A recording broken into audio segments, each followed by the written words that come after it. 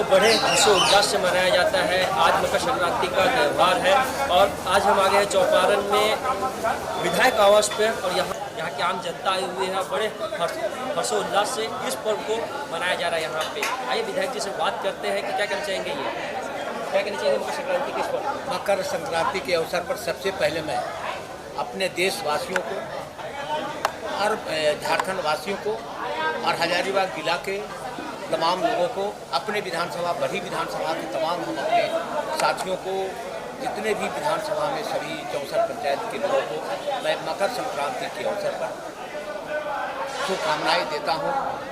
हर्षोल्लास के साथ मकर संक्रांति का त्यौहार मनाने का काम करें। इसलिए मैं इस अवसर पर अपने निवास स्थान पर सभी चारों प्रखंड से अपने साथियों को बुला करके पूरा दही दूध सब्जी का भोज मैं करवा रहा हूँ और ये त्यौहार के अवसर पर सभी लोगों को हम लोग मान सम्मान दे रहा हूँ। और ख़ास करके इस अवसर पर 15 तारीख को किसान के समर्थन में राज्य के मोहराबादी मैदान में हमारी पार्टी ने एक बहुत बड़ी रैली करने का आह्वान किया है और उसको भी संदेश हमको देना है, जिससे सारे यहाँ से लोग हजारों की संख्या में किसान के समर्थन में, पूरे देश के किसान के समर्थन में, झारखंड प्रदेश के तमाम किसानों को समर्थन करने के लिए रैली में भाग लेने के लिए मैं यहाँ हूँ। आज एक यूनिक चीज़ हमें दिखाई दिया कि नॉर्मली जो पॉलिटिशियंस होते हैं या उनके जो बच्चे होते हैं वो कभी मतलब पब्लिक के बीच में नहीं जाते, लेकिन यहाँ पे हमें ये दिखा कि आप खुद से प्लेट डिस्ट्रीब्यूट कर रहे हैं। रवि भैया जो है वो कहीं ना कहीं अब भोजन लोगों को दे रहे हैं, तिलकुट बांट रहे हैं, क्या करेंगे इसके बारे में?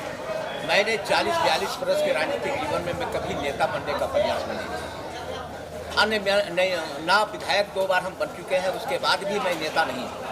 जनता का आशीर्वाद मुझे प्राप्त है और मैं कार्यकर्ता के रूप में कार्यकर्ता के साथ में सभी कामों में हाथ बटाने का प्रयास करते आ रहा हूँ।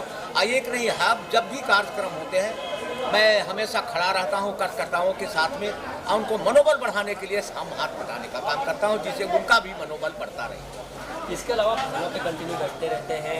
अब जैसे कि आपने आगे रांची में वापस घरों पे बैठना है, इसके अलावा टोल का क्या प्रॉब्लम है और कब तक सोल्यूशन होगा इसका? नहीं तो लंबा लड़ाई लड़नी है हम लोगों को।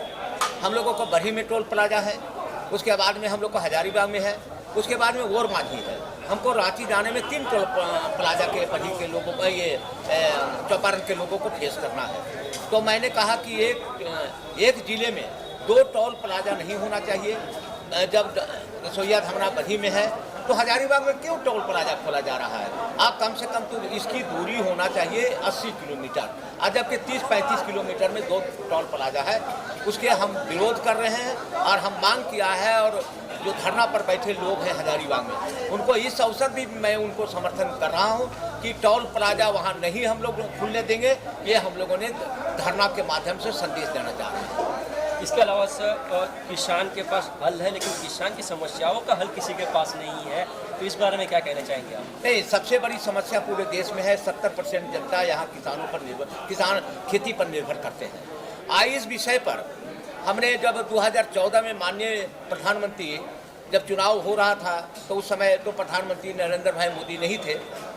मैं उनसे मंच पर कहा था कि आप तो प्रधानमंत्री बनेंगे, लेकिन सबसे बड़ी समस्या है कि पूरे देश के किसानों के खेतों में पानी नहीं जा रहा है। चाहे पंजाब का किसान हो उनको मिल रहा है, हरियाणा के किसानों के खेतों में पानी जा रहा है, मध्य प्रदेश के खेतों में पानी जा रहा है, उत्तर प्रदेश के आधा खेतों में पानी जा रहा है, या 75% के खेतों में पानी जा रहा है। बिहार में हमको लगता है कि खेतों में पानी, औरंगाबाद जिला हुआ और उसके बाद में बक्सर हुआ, इस सारे जिलों में, सासाराम हुआ, रोहतास हुआ, इस इलाके में नहर के माध्यम से, सोन नदी के नहर के माध्यम से खेतों में पानी जा रहा है। लेकिन झारखंड में सबसे दुर्भाग्य बात है कि हमारे यहाँ खेत उखड़ खाबड़ है।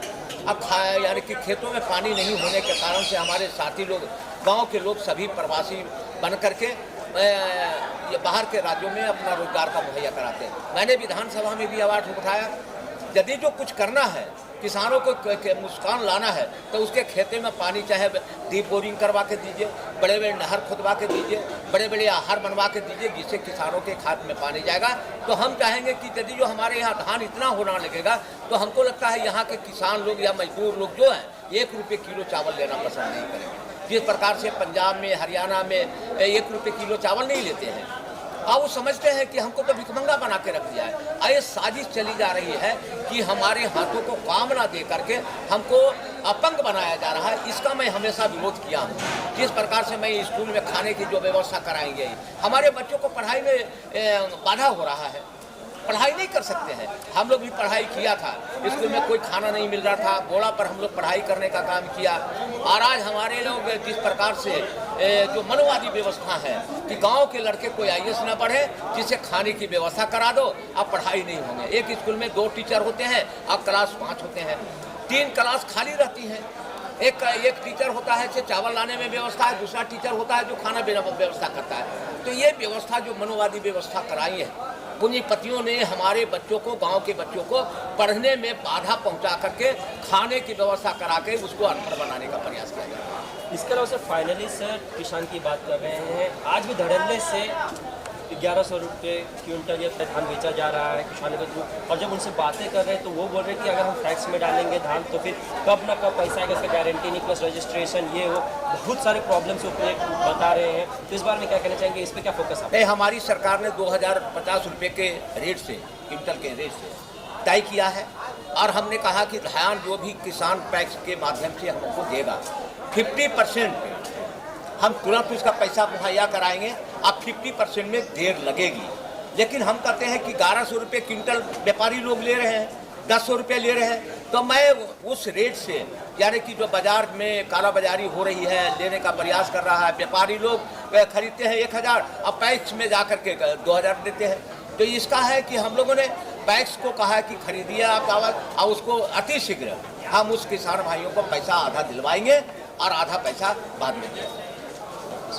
ये थे विधायक जिनसे कुछ बातें की। जर्नलिस्ट विजय कुमार।